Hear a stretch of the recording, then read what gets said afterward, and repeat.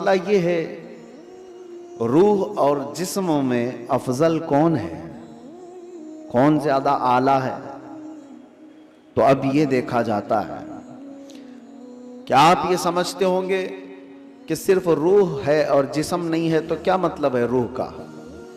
लेकिन रूह और जिस्म का जब कंपैरिजन होगा तो रूह उसमें बहुत बुलंदो बाला है। उसकी वजह यह है कि रूह के निकल जाने के बाद जिस्म ज्यादा देर तक नहीं सलामत रह सकता। चंद घंटे, चंद दिनों के बाद इसके अंदर सड़न पैदा होगी और ये सड़ गल जाएगा। रूह के निकलने के बाद जिस्मों की कोई औकात नहीं रह जाती। जिस्म सब मट्टी में मिल जाते हैं, गल जाते हैं। नबियों के और शहीदों के जिस्मों को छोड़कर बात कर रहा हूं आमतौर पर। लेकिन रूह क्या चीज है? अल्लाह तबारक व तआला फरमाता है कुरान पाक में, महबूब आपसे ये रूह के बारे में पूछते हैं, ये क्या है? आप फरमाते हैं रूह अल्लाह के हुक्म का नाम है। रूह अल्लाह का हुक्म है। तो रूह जिसके अंदर मौजूद है उसके सारी चीजें एक्टिव हैं, सब चीजें हरकत कर रही हैं।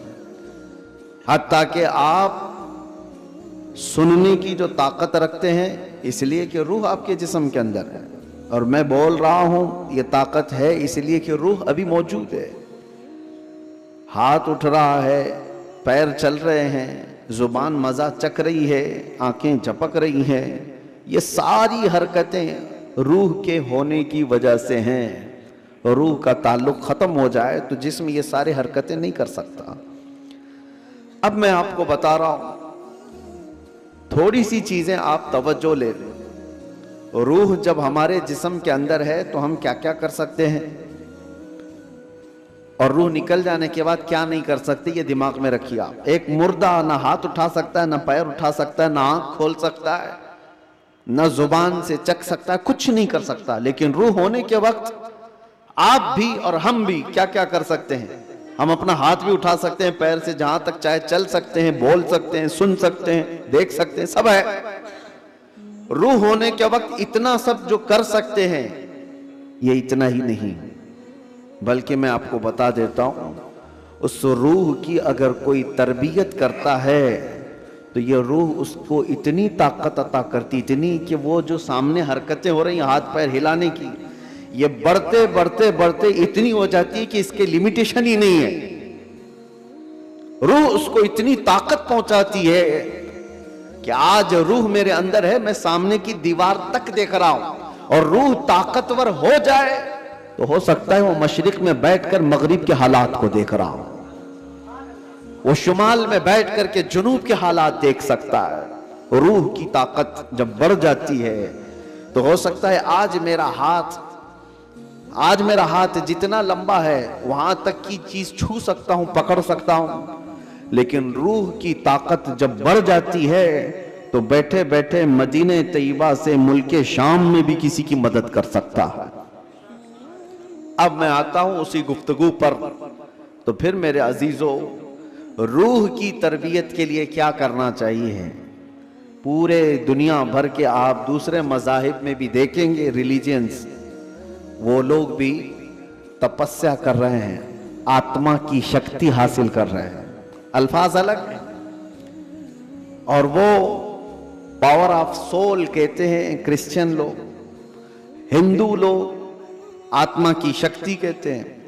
उसके लिए वो दुनिया को तर्क कर रहे हैं, कुछ कलमात के जाप कर रहे हैं, किसी न किसी तरह से वो अपनी रूह को बढ़ाने की कोशिश कर रहे हैं। तो सब अदियान में ये कोई एक कॉन्सेप्ट पाया जाता है। मैं आपको बताता हूं, असली रूह की ताकत वो है, रूह ने अगर अपने रब को पहचान लिया तो ये सबसे बड़ी ताकतवर है। और रूह जिस वक्त अल्लाह रब्बुल इज्जत को, अपने खालिक को पहचान लेती है, तो वो रब तबारक व तआला की कुर्ब पाने का जो उसका मकाम है वो विलायत का मकाम है, और वहीं से उसकी ताकत का इजाफा हो जाता है। हमें इस रूह की तरबियत कैसी करनी है, रूह की तरबियत कैसी हो? देखें, आपको एक सिंपल सी बात बता रहा हूं, जिस्म को सुबह नाश्ता ना करो, दोपहर का खाना ना खाओ, तो शाम तक आप हिलने लग जाएंगे। और अगर 3 वक्त का खाना छोड़ो तो कमजोरी जिस्म पर और चेहरे पर जाहिर होने लग जाएगी। क्यों? इसलिए कि जिस्म को भूख लगती है और हम खाना खाते हैं। इसी तरह रूह को भी भूख लगती है। रूह की ग़िज़ा अल्लाह का जिक्र है, जिक्रुल्लाह है। और जब बंदा अल्लाह का जिक्र करता है तो उसकी रूह तरोताजा होती है। और यहां तो बरसों से अल्लाह का जिक्र ही नहीं किया तो किसी की रूह बीमार इतनी हो चुकी है कि उसे कुछ नहीं पता, सिर्फ चलता फिरता एक लाशा है, चलता फिरता एक जिस्म है, रूह तो है मौजूद लेकिन बड़ी कमजोर और बड़ी गरीब। इस रूह को ताकतवर बनाओ अल्लाह के जिक्र से, जिक्रुल्लाह से। अब आपको मैं बताता हूं, जहां ये रूह सलामत होती है, इंसान का जिस्म मर भी जाए तो अल्लाह तबारक व तआला उसकी रूह को इसी तरह बाकी रखता है। रूह बाकी है, मरने के बाद भी इंसान के जिस्म को कब्र में रख दिए जाने के बाद भी रूह बाकी है, रूह बाकी है। और रूह जब तक ताकतवर है वो क्या से क्या कर सकती है। तसर्रुफ अल्लाह तबारक व तआला उसको अता किया है। मौत के बाद भी औलिया कामिलीन की जिंदगियां हम जो देखते हैं वो इसी बुनियाद पर है कि उन्होंने अपनी जिंदगियों में जिस्म से ज्यादा अपनी रूह का ख्याल किया। लोग अपनी बॉडी बनाने के लिए जो मेहनत करते हैं, कोई बात नहीं, कितने कितने घंटों लोग जिम करके अपनी जिस्म को मजबूत बनाना चाहते हैं। ये जिस्म सिर्फ दिखा सकते हैं सामने लोगों को, या किस लिए? कि फिट रहने के लिए। कुछ लोग किसी को मुक्का मारने के लिए कर रहे हैं, लेकिन उसका 10% भी अगर रूह की तरबियत पर तवज्जो दी जाए तो मेरे अजीजों, ताकत व कुव्वत का यह आलम होगा कि औलिया कामिलीन की सफ में अल्लाह तबारक व तआला आपको वो मकाम अता फरमाए। रूह की ताकत की तरफ तवज्जो। आज पूरी दुनिया इससे दूर भागी हुई है, सारी चीजें, हमारी रूहानियत निकल गई है। हम मेटल पर मेहनत कर रहे हैं, हम जिस्मों पर मेहनत कर रहे हैं, हम कपड़ों पर, अपने जाहिर पर मेहनत कर रहे हैं। रूह के लिए जो औलिया कामिलीन के यहाँ तरबियत होती थी वो खाल खाल नजर आ रहे हैं।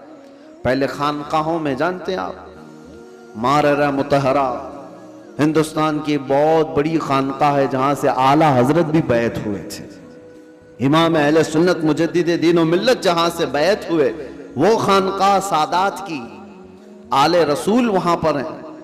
हजरत शाह हमजा आइनी रदी अल्लाह तआला ने, बड़े पाए के बुजुर्ग हैं, उनके पास लोग आते थे तरबियत हासिल करने के लिए,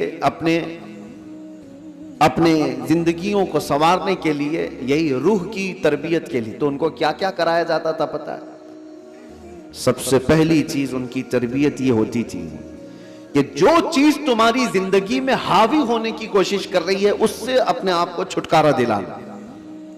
जो तुम्हारे ऊपर हावी हो रही है, चाहे वो नींद हो या भूख हो या किसी चीज की चाहत हो, अगर हावी हो रही है, गालिब हो रही है, तो उससे नजात हासिल कर लो, तब तुम्हारी रूह पावरफुल होगी।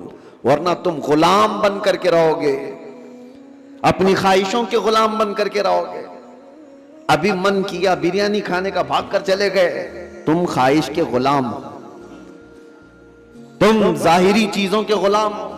नींद तुम्हें गुलाम बनाकर रखी है, जब वो आई तो तुम तो लंबे हो गए। तुम्हारा कंट्रोल नींद पर नहीं, तुम्हारा कंट्रोल भूख पर नहीं, बल्कि वो चीजें तुम पर कंट्रोल रखी हुई हैं। तो समझ लो कि तुम कमजोर आदमी हो, तुम कमजोर हो, तुम्हारी रूह वो ताकत नहीं रखती, तुम मजबूर हो। औलिया कामिलीन को इसके बरअक्स तरबियत दी जाती थी। भूख पर कंट्रोल, ख्वाहिशात नफ्सानिया पर कंट्रोल और नींद पर कंट्रोल।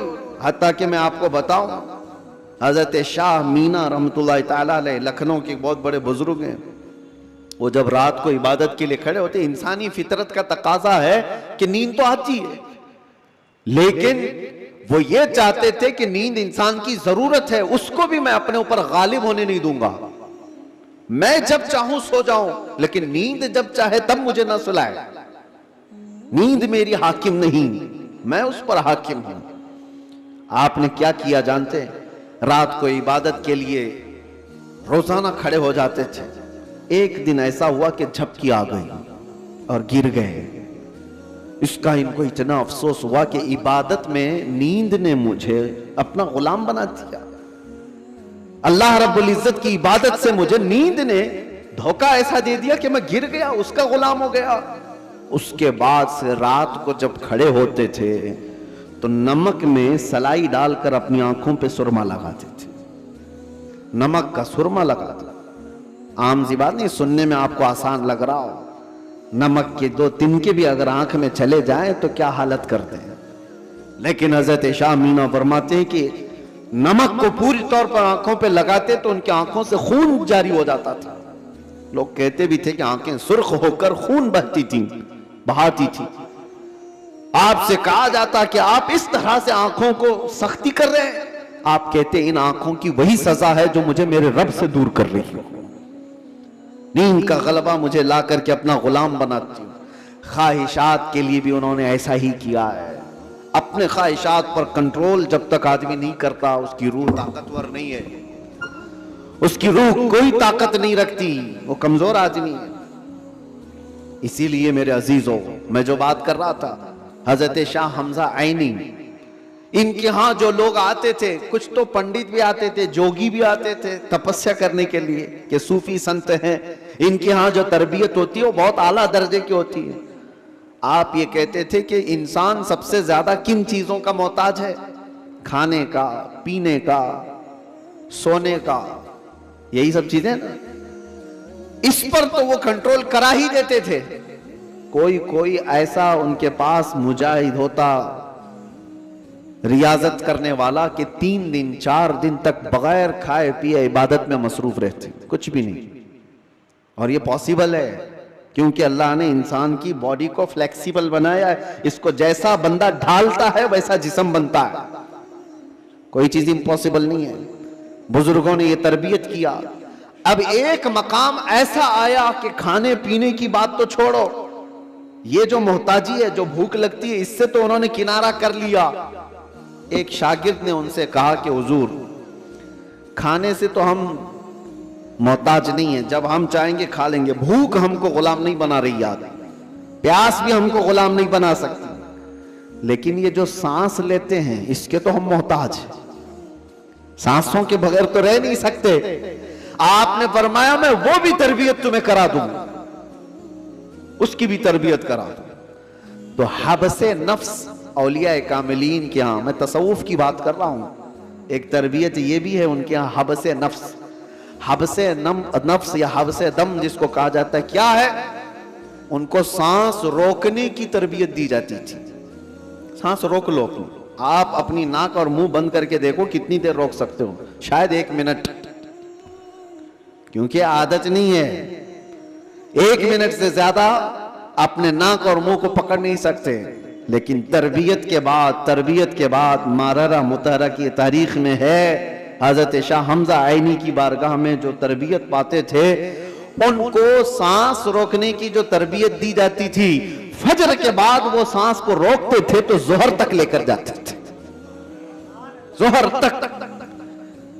लोगों को ऐसा लग रहा होगा कि उड़ती हुई बातें हैं, नहीं मेरे अजीजों, जब बंदा अपने जिस्म को ढालता है किसी चीज में तो अल्लाह तबारक व तआला हर चीज उसके लिए मुमकिन बना देता। और हमने दुनिया में अपने जिस्मों को आजाद कर रखा है, सारी दुनिया इस जिस्म पर राज करती है, ख्वाहिशात हम पर हुक्म करते हैं, हम इन पर कंट्रोल नहीं पा रहे। आज जरूरत इसी बात की है कि हम जिन चीजों के एडिक्ट होते जा रहे हैं उन चीजों को अपनी जिंदगी से दूर करते जाएं। कोई ख्वाहिशात ऐसी हैं जो मेरे ऊपर हावी हो रही हों, उन ख्वाहिशात से अपने दामन को छुड़ाने की कोशिश करें। और यही तरबियत बारगाह है मुस्तफ़ा सल्लल्लाहु अलैहि वसल्लम की थी। एक बात मैं आपको बताता हूं, मजबूरी के आलम में भी औलिया कामिलीन ने अपने आप को दुनिया के हवाले नहीं किया, दुनिया के हवाले नहीं किया, वो बचने की हर मुमकिन कोशिश करते रहे। एक बुजुर्ग के मुतालिक हमने पढ़ा है, हजरत मुश्की रहमतुल्लाह अलैह, इराक के बुजुर्ग, लेकिन वो जवान शख्स मुश्की गालिबन अब्दुल्लाह कुछ नाम था, बहुत खूबसूरत, देखने में बिल्कुल हैंडसम नौजवान, एक कपड़े की दुकान पर काम करते थे। शहर की एक अमीर औरत कपड़ा खरीदने आई और वो अय्याश औरत थी, उसने लड़के को देखा, नौजवान को, इस पर फरेफ्ता हो गई। बहाने से कपड़े की बहुत बड़ी थान खरीदा और उसके बाद उस नौजवान से कहा, क्या तुम मेरे महल तक पहुंचाओगे, मैं उसकी उजरत दूंगी। भोला भाला नौजवान कपड़े उठा लिया और चल पड़ा। उस खातून के घर जब पहुंचे तो उसने कपड़े की वो थान अंदर रखवाई और कमरे में उसे बुलाकर दरवाजे बंद कर दिए और उसके बाद उस नौजवान से कहा कि तू अब आजाद नहीं है, तू मेरे पास कैद है। मैं तुझे यहां पर इस बहाने से ले आई हूं, तुझे जो चाहिए वो मैं दे दूंगी, माल दौलत जो भी है, लेकिन मेरी ख्वाहिशात पूरी कर दे। वो कांपने लग गए। अल्लाह का खौफ, अल्लाह का डर, जिसकी रूह मजबूत और ताकतवर होती है, हर मुसीबत से उसको किसी न किसी तरह बचा लेती है। अल्लाह का फजल होता है। उस नौजवान ने कहा, यह हरगिज मैं नहीं कर सकता, मैं नहीं कर सकता। उस खातून ने कहा, तो फिर तुम यहां से बच के भी नहीं जा सकते, किसी हालत में तुम बच के भी नहीं जा सकते और ना किसी को पता है कि तुम यहां अंदर हो। कल को मैं ये इल्जाम भी लगा सकती हूं कि तुमने मेरी इज्जत को तार तार किया है और तुम्हें मैं फांसी की सजा भी दिला सकती हूं। उस नौजवान की मजबूरी देखें कि खातून ने ऐसे उसके ऊपर हावी होने की कोशिश की कि किसी भी तरह से उसको गुनाह की सरजमीन पर धकेल दे, लेकिन ये नौजवान है, अचानक न जाने दिलो दिमाग में क्या ख्याल आया, कहा कि ठीक है, मुझे इस्तिंजा करना है, तहारत, टॉयलेट जाना है। उसने कहा यहीं अंदर ही है, अंदर तुम फारिग हो जाओ। तो वो तहारत खाने में गया। नौजवान कुछ नहीं देखा, वहां की गलाजत उठा करके अपने चेहरे पर, अपने जिस्म पर सब लगा लिया और बाहर आया उस खातून के पास। उस औरत ने देखा कि बदबू और ये गलाजत ये जिस्म पर, वो चीख मारकर दरवाजे खोलती है कि कोई पागल आया, इसको घर से निकालो, जल्दी यहां से निकालो इसको। तो सारे लोगों ने पकड़ करके इनको निकाल दिया कि पागल नौजवान घर के अंदर कैसे घुस आया। इनको इसकी नहीं पड़ी थी कि मुझे लोग पागल कहें, लोग मेरी बदबू को देखें, लोग मुझे गलाजत मला हुआ शख्स कहें, कुछ फिक्र नहीं थी। और नौजवान वहां से निकला और रास्ते में एक कुएं में जाकर उसने गुस्ल किया। रिवायत में मौजूद है, उसके बाद से हर दिन उनके जिस्म से मुश्क की खुशबू आती थी। अल्लाह तबारक व तआला के लिए जब बंदा अपने जिस्म को बचा लेता है तो रब तबारक व तआला उसको हमेशा के लिए महफूज कर देता है या खुशबूदार कर देता है। यह बात मैं इसलिए अर्ज कर रहा हूं कि जिन लोगों ने ख्वाहिशात पर कंट्रोल पा लिया, वो थोड़ी देर की तकलीफ तो हो सकती है, लेकिन हमेशा के लिए अल्लाह अज़्ज़ा व जल ऐसी इज्जत बख्शता है कि आप उसको गुमान भी नहीं कर सकते, गुमान भी नहीं कर सकते। आज हमारे रूहों की तरबियत की जरूरत है, जिस्म से ज्यादा रूह की तरबियत करो। और जिसकी रूह गलीज हो गई है, उस रूह का लोगों के दरमियान रहना एक मुर्दे की तरह है, मुर्दे की तरह है। इसीलिए मैंने देखा है, तारीख में आपको पता है, हजरत साबिर कलियरी रहमतुल्लाह ताला अलैह के मुतालिक आपने सुना होगा। क्या आपसे आपके मुरीद ने पूछा था कि फना और बका क्या चीज है, तो आपने फरमाया था कि मैं तुमको बाद में बताऊंगा। फना और बका, फना का मतलब खत्म हो गया, बका का मतलब बाकी रहने वाला। तो आपका इंतकाल हुआ, आपका गुस्ल कफन सब करके जनाजे के लिए रखा गया, तो कौन आगे बढ़े नमाज पढ़ाने के लिए? सफ़ें लगी हुई थी, हजारों की तादाद में लोग मौजूद थे। एक घुड़सवार आए, चेहरे पर कपड़ा पड़ा था, सीधे वो इमामत के आगे बढ़ गए, नमाज पढ़ा लिया। सारे लोग उनके पीछे नमाज भी पढ़ ली, किसी ने पूछा नहीं। और वो आए हुए बुजुर्ग नमाज जनाजा पढ़ाकर निकल रहे थे, तो उनके वो मुरीद खास जो साबिर कलेरी के थे, उन्होंने उनको पकड़ा और पूछा, आप कौन है? हमारे पीरो मुर्शिद की नमाज जनाजा पढ़ाने वाले आप कौन है? अचानक आए और पढ़ाकर जा रहे हैं। कपड़ा उन्होंने चेहरे से हटाया तो वो साबिर कलियरी ही थे, साबिर अलाउद्दीन कलियरी। हो सकता है आज के मॉडर्न जमाने में लोग इसको कहानी से ताबीर दें, आपने फरमाया तुमने मुझसे सवाल किया था ना फना और बका क्या चीज है, वो जनाजे में जो है वो फना है और ये तेरे सामने है ये बका। जिसने रूह की तरबियत की अपनी जिंदगी में, अल्लाह ताला मौत के बाद भी उसे तसर्रुफ अता करता है, उसे तसर्रुफ अता करता है। सही रिवायात में मौजूद है कि जिसने अपनी रूह को अल्लाह और उसके रसूल के हवाले किया, अल्लाह उसकी जिस्म की भी हिफाजत करता है, सिर्फ रूह की नहीं जिस्म की भी। शुहदाए उहद के बारे में देखें, शुहदाए बद्र के बारे में, कि उनके जिस्म भी नहीं सड़े गले, कब्रों में बरसों तक इसी तरह से रहे। 1935 में इराक में बगदाद के दरिया दजला के किनारे दो सहाबा की कब्रें थी, हजरत हुज़ैफा बिन यमान, हजरत अब्दुल्ला बिन जाबिर। उनकी कब्रों में पानी भर गया था तो कब्रें खोली गई थी। 1935 की बात कर रहा हूं। तकरीबन 1300 साल के बाद उनकी कब्रें खोली गई तो दोनों सहाबी जिस्मों के साथ सही सलामत आराम कर रहे थे।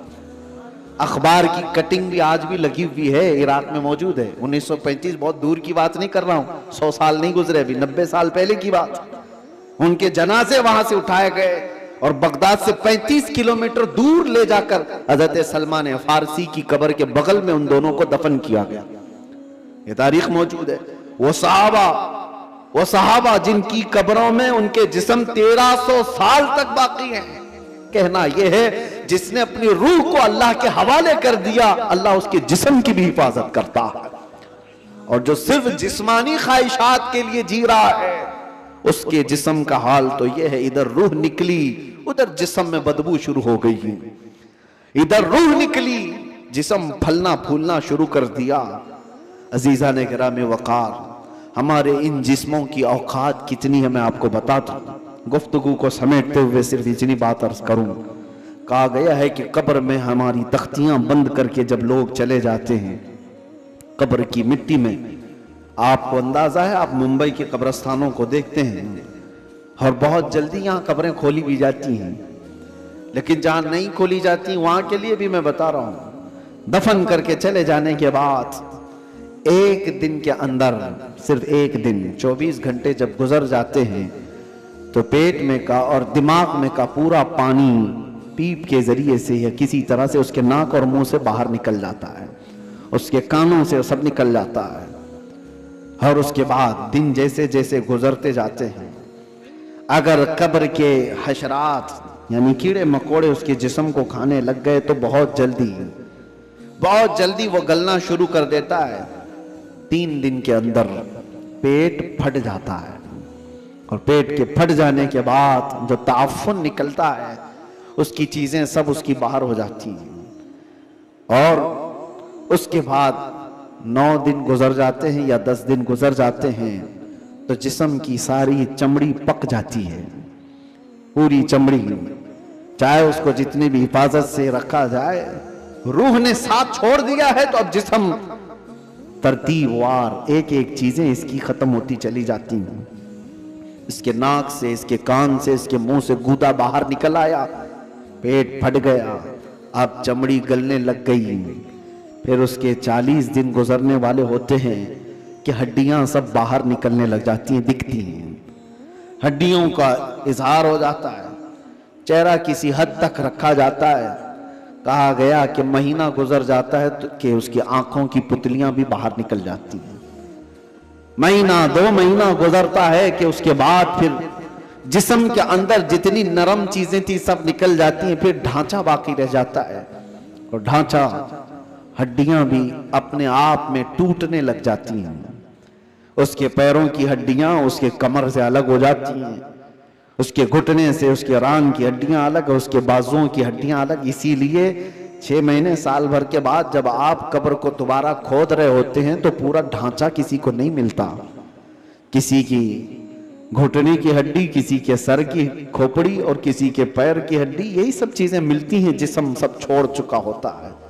ये वही जिस्म है जिसको हम घंटों आईने के सामने सजा रहे होते हैं, ये वही जिस्म है जिसके ऊपर हम अपनी मेहनत खर्च कर रहे हैं, चाहे वो जिम में जाकर। मैं नहीं कहता कि फिट नहीं रहना चाहिए, फिट रहना चाहिए, लेकिन ये नहीं है कि कुल मेहनत हम अपने जिस्म पर लगाएं और रूह का ख्याल भी नहीं किया करें। रूह का ख्याल ही नहीं किया, तो ये जिस्म जिस वक्त साथ छोड़ देता है तो मेरे अजीजों बहुत बुरा हशर हो जाता है। मौला अली करमल्लाहु वजहुल करीम एक बार कब्रस्तान तशरीफ ले गए, कब्रों को सलाम किया, सलाम अलैकुम या अहलल कबूर। और उसके बाद वो मौलाए कायनात हैं, कब्र वालों से यूं कहते हैं कैफ अहवालुकुम या अहलल कबूर, ऐ कब्रों वाले तुम्हारे हालतें क्या हैं। सईद इब्ने मुसय्यब हजरत अली के साथ थे। हजरत अली रदी अल्लाह तआला अन्हु के शागिर्द, मदीने के मशहूर ताबई सईद इब्ने मुसय्यब कहते हैं मैं मौला अली को देख रहा था, वो कब्र वालों से पूछ रहे हैं। थोड़ी ही देर के बाद आपकी आंखों से मोटे मोटे आंसुओं के कतरात निकलने लगे और धारो कतार आप रोने लगे। सईद इब्ने मुसय्यब पूछते हैं मौला अली करमल्लाहु वजहुल करीम से कि सरकार आप इनसे बात कर रहे हैं और रो किस बात पर रहे हैं। मौला अली ने फरमाया मैंने इनसे सिर्फ इतना पूछा कि तुम्हारी हालतें क्या हैं, तो कब्र वालों ने मुझे जवाब दिया ए अली हमारी क्या हालतें पूछते हो। उस चेहरे को रब तबारक व तआला ने बिच्छुओं की ग़िज़ा बना दिया है जिसको हम सजाया करते थे, उन बालों को जिनमें हम कंगा करते थे पीप निकल आया है, कीड़े खींच रहे हैं। हमारी उन आंखों को आज खीरा कर दिया गया है, इन आंखों को सियाह कर दिया गया है। हमारे वो बाजू जिस पर हमें बड़ा नाज था हम आज हिला भी नहीं पाते और इनको बड़ी मजबूती के साथ तोड़ दिया गया है, खत्म कर दिया गया है। हज़रत अली करमल्लाहु वजहुल करीम सईद इब्ने मुसय्यब से कहते हैं कब्र वालों के ये जवाब सुनकर बताओ क्या मैं मुस्कुरा सकता हूँ, क्या मैं हंस सकता हूँ। तो फिर अल्लाह का खौफ है कि मैं ज़ारो कतार रो पड़ा। मेरे अजीजों हम सब भी उसी मंजिल के राही हैं, हम भी उसी आखिरी मकान के मुसाफिर हैं जहां हम सबके साथ ये होना है।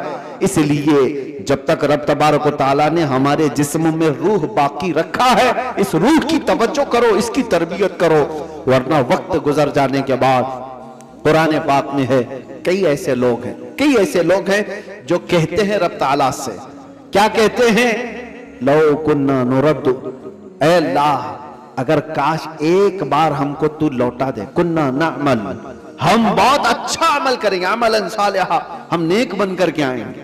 लो नुरद्दु, हम लौटा दिए जाएं, अगर एक बार हमें दोबारा दुनिया में भेज दे, हम पक्के मोमिन बन करके आएंगे, हम नेक इबादतगार बन करके आएंगे।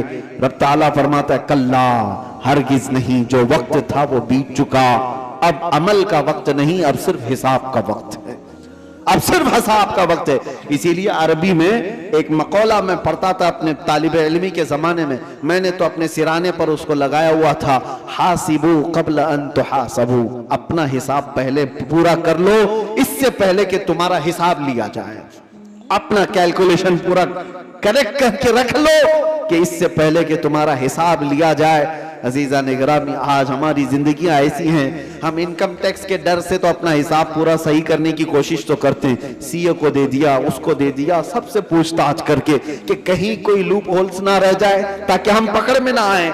बैंकों के मामलात सही कर रहे हैं कि कहीं हम ईडी के छापे में ना आ जाए, इनकम टैक्स के छापे में ना आ जाए। ये ज्यादा से ज्यादा तुम्हें क्या कर सकते हैं, इस जिंदगी में ही तो सजा दे सकते हैं, लेकिन इनको छुपा भी सकते हो अपने मामलात। सीए तुम्हें छोटे रास्ते भी बताता है और अलग शॉर्ट रास्ते भी बताता है, लेकिन उस रब्बुल आलमीन की बारगाह में तुम कोई हीला बहाना नहीं कर सकते। यअलमु खाइनतल अयुनि व मा तुख्फी सुदूर, वो तुम्हारी आंखों की खयानत को भी देख रहा है और दिल में छुपे हुए हालात को भी देख रहा है। उसके दरबार में क्या छुपा सकते हो। और जो फरिश्ते तुम्हें कब्र में पूछने आएंगे वो रिश्वत भी नहीं लेते हैं, वो किसी के बारे में सिफारिश को कबूल भी नहीं करते। उनका हाल तो यह है जितना रब ने उनको हुक्म दिया वो पूरा करके ही रहते हैं। अगर फरिश्ता रिश्वत लेने वाला होता तो कितने तो मालदार पैसे देकर इजराइल अलैहिस्सलाम से जान तो बचा लेते, अपनी रूह निकाले जाने से बचा तो लेते। जहां बंदा डॉक्टरों को पैसे देता है, मलकुल मौत को भी तो दे सकता था, लेकिन पूरी दुनिया को ये मालूम है कि फरिश्ता रिश्वत नहीं लेता, ना ही ये किसी को एक मिनट आगे पीछे होने देता है। जब ये सारे मामला तय हैं और सबको मालूम है, तो आओ मेरे अजीजों उस बारगाह मुस्तफ़ा सल्लल्लाहु अलैहि वसल्लम में, जहां मेरे आका सल्लल्लाहु तआला अलैहि वसल्लम ने इंसानों की तरबियत फरमाई, उनकी रूह की तरबियत फरमाई। वो कौन थे जो सहाबा बने? शराब की जिंदगियां उनकी भी थी, जुए की जिंदगियां उनकी भी थी, बच्चियों को पैदा होते ही गर्दन मरोड़ करके मार देने वाली जिंदगियां उनकी भी थी। माँ और बहनों को बाजारों में नीलाम कर दिया जाता था, अरब की यह जिंदगी थी। लेकिन एक अरब ने आदमी का बोलबाला कर दिया, खाक के जर्रों को हमदोशे सुरैया कर दिया। खुद न थे जो राह पर औरों के हादी बन गए, क्या नजर थी जिसने मुर्दों को मसीहा कर दिया। मेरे आका सल्लल्लाहु तआला अलैहि वसल्लम ने फिर उनको किस मकाम पर पहुंचाया। ये वो अरब के बद्दू लोग थे जिनको दुनिया वहशी कहती थी, मगर मेरे मुस्तफा सल्लल्लाहु अलैहि वसल्लम की तरबियत में आए तो फिर मकाम ये बना असहाबी का नजूम। खुद मेरे आका ने फरमाया मेरे सहाबा सितारों की मानिंद है, जिसकी भी पैरवी करोगे हिदायत पा जाओगे। उनको बुलंद मकाम हुआ था किया कि चांद भी उनको देखे तो रश्क करे।